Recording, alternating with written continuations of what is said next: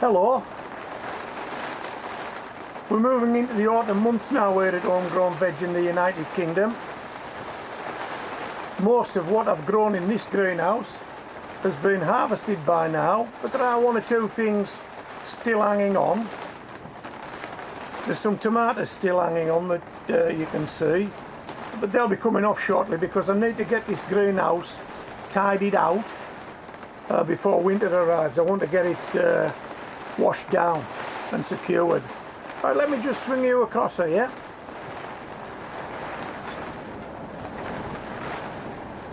What are we looking at now? Well, that looks a big cucumber. I need to get that off. That's ready. Yeah, so that'll be coming off. It might be the last cucumber we'll harvest this year. That's the cucumber plant in back. And as you can see, it's looking a bit dodgy. It needs to come out.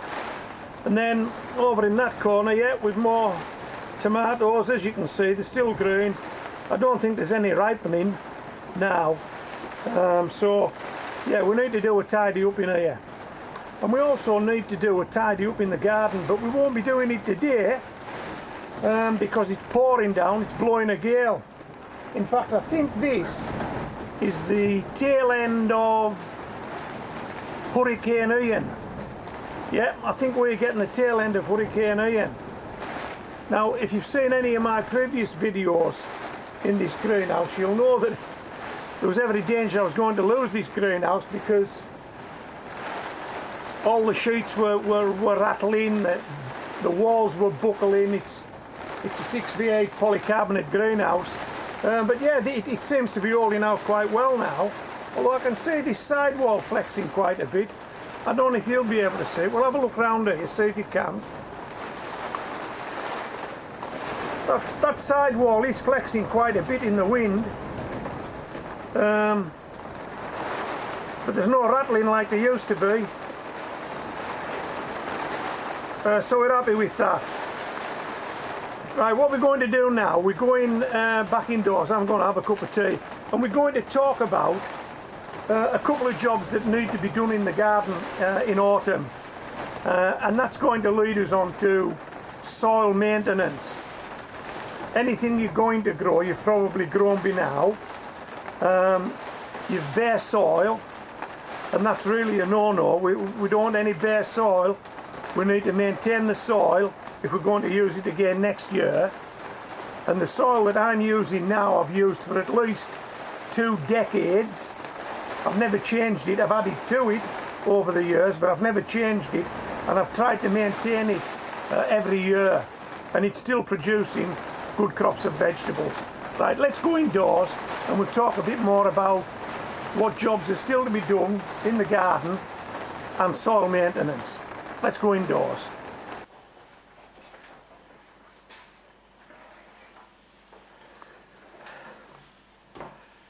I took the opportunity while I was out there to get that cucumber.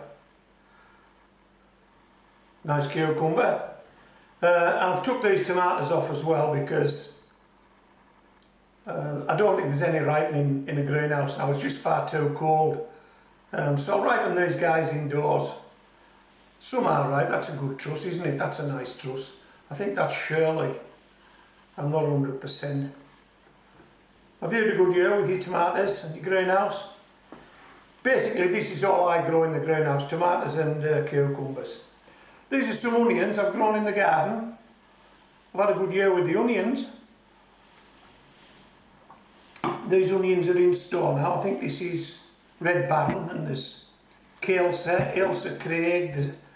Well, I can't recall what these are now, but they're all lovely onions and they're in store now. What have we got left in the garden? Let me think. We've got a short row of parsnips. I've taken a parsnip recently. It was a biggie.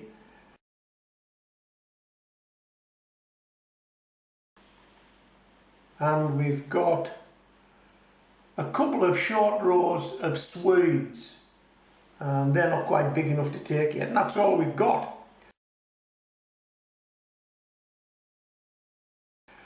But we have got a lot of bare soil, and we need to do something about that, because that soil, if we do nothing with it, is going to stay bare now through the whole of the autumn, the whole of the winter and into spring before we use it again.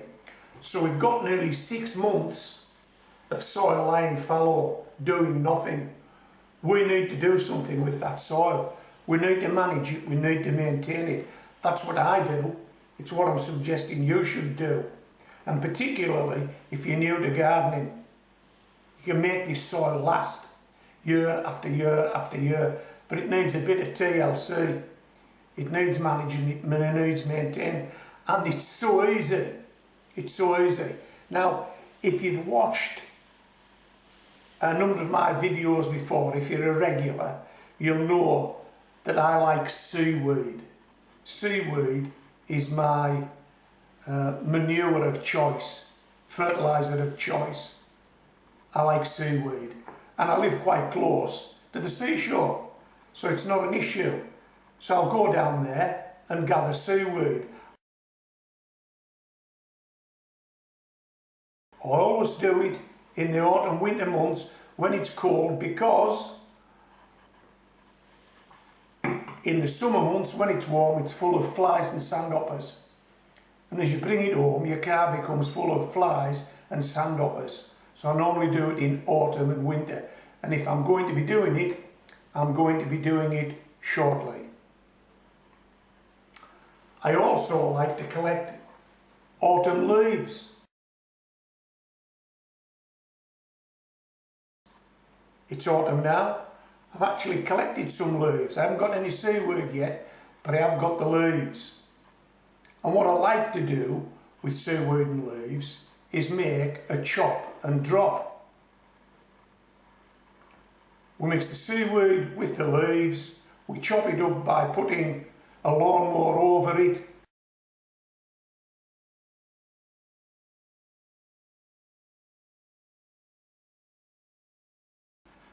The mix finishes up in the grass box as a chopped mix of seaweed and leaves, the seaweed being the green, the leaves being the brown, and then we just have to empty it out onto any exposed soil.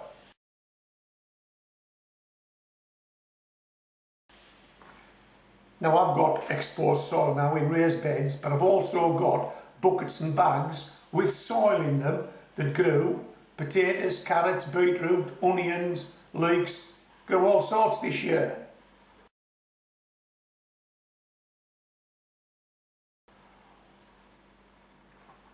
And so that soil has got to be depleted, so we need to put something back. So I would normally put a layer of chop and drop on all my buckets of soil and all my bags of soil and all my raised beds.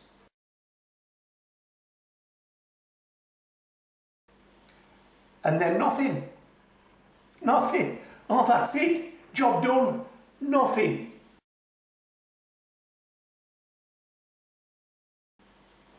Get yourself back inside.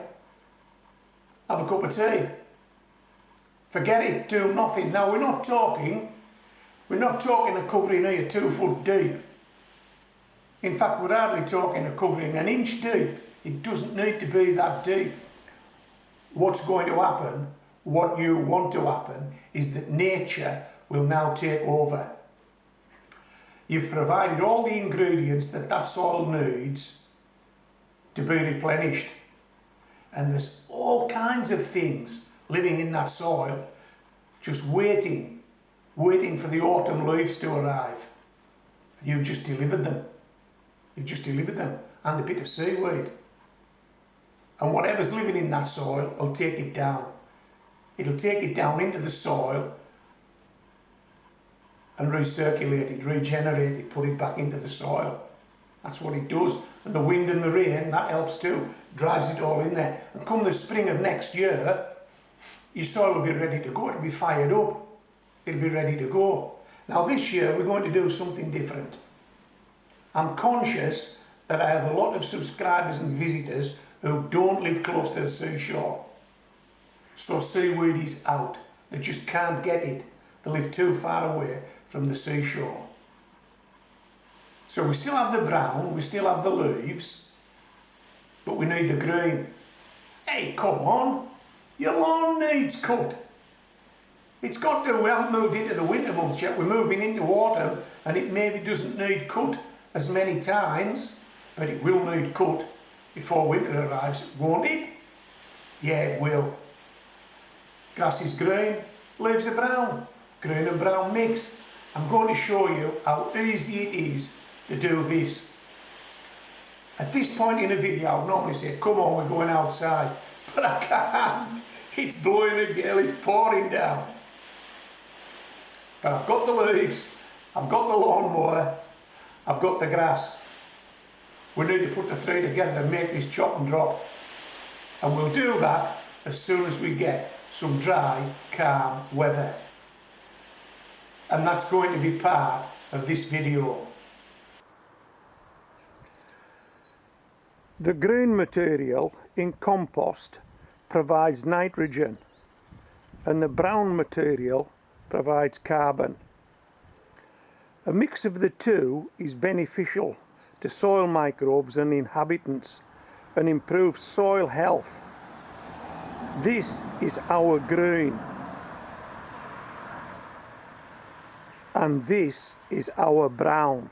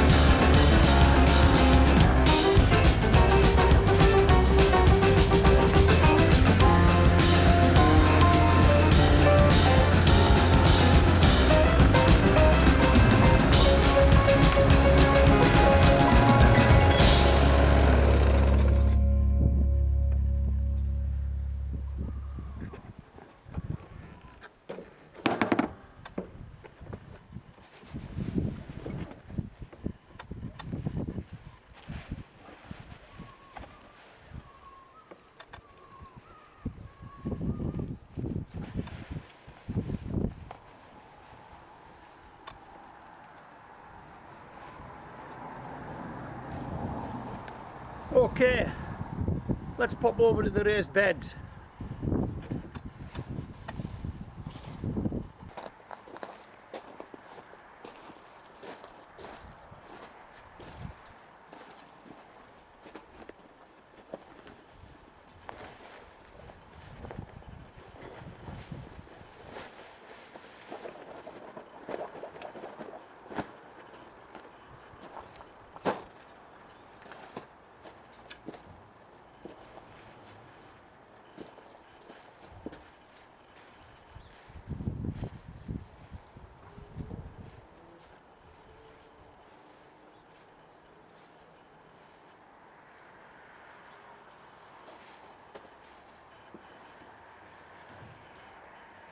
There's something rewarding about putting goodness back into soil.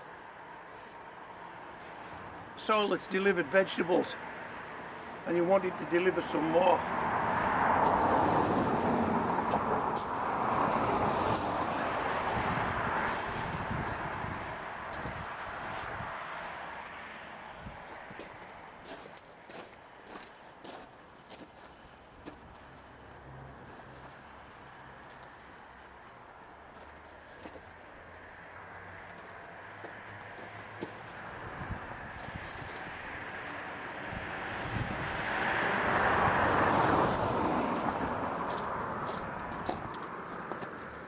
How's that? Didn't take long, did it?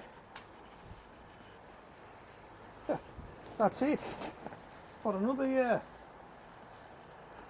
All I've got to do now is sit out autumn and winter. Let nature do what nature does. And Bob's your uncle, as they say. Right. I've just a little bit left. I've got some buckets and bags at the top end of the garden. I think we'll pop up there and see what we can get out of what we've got left.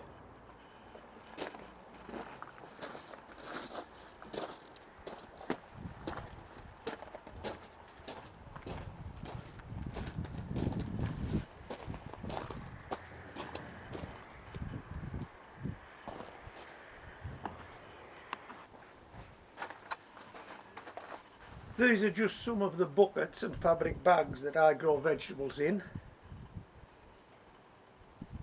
The soil that you see in the bags and buckets is soil that I've used this year that has grown vegetables. It's now back in the bucket, it's now back in the bag, and that's where it'll stay through autumn and through winter. Yeah, and these will stand outdoors, the buckets and the bags. But we don't want that bare soil, just like the raised bed. We don't want any bare soil. So I've got a little chop and drop left. I'm just going to pop it on these. Hoping that you can tell that there's about a 2-inch space in between the top of the soil and the top of the bucket. Deliberate. That's deliberate because I knew this was coming. Okay, and if we'd filled them up with soil, this would finish up spilling over. So we've deliberately left that space to take this chop and drop. Hold on, what's this? What has this one grown this year? That one there grew a courgette. So that delivered some courgettes this year. Don't know what it'll deliver next year, but it'll deliver something. How's that looking? That was easy enough, wasn't it? That was easy enough. Okay, now I've a lot more of these to do. You'll be pleased to know I'm not doing them on this video. I can't because I don't have enough material. I need some more leaves and I need the grass to grow again so that I can do another chop and drop. Hey, I hope you've enjoyed the video. I've enjoyed making it. You need to give this a go. Manage your soil, maintain your soil. Could last a lifetime. Why not? Why not? It could last a lifetime, provided you put some goodness back into it every year. Okay, so I hope you've enjoyed this video. This is Homegrown Veg, signing out.